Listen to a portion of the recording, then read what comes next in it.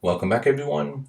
In this video, I'll show you how to use Image Playground to create images from a text on your iPhone running iOS 18.2. So now you can basically create images out of text using your iPhone, which is great as there are some online services, which basically is a paid service.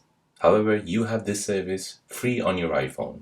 So let me show you how to use this. So first, you'll go ahead and open up a text message. We'll just go ahead and create a new one.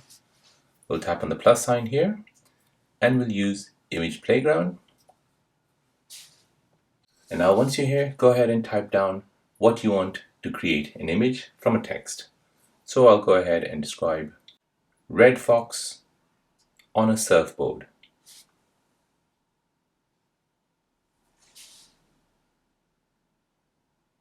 And there you go, guys. It has created you a red fox with a surfboard, which I've just basically said. You've got different variations. If you like any of them, just tap on it and then tap on done. And now you can use this image and send it off to anyone you like. You can create this in messages, in notes, in WhatsApp, or anywhere you like on your iPhone or your iPad. So there you go, guys. That is how to use Image Playground to create images from text on your iPhone running iOS 18.2.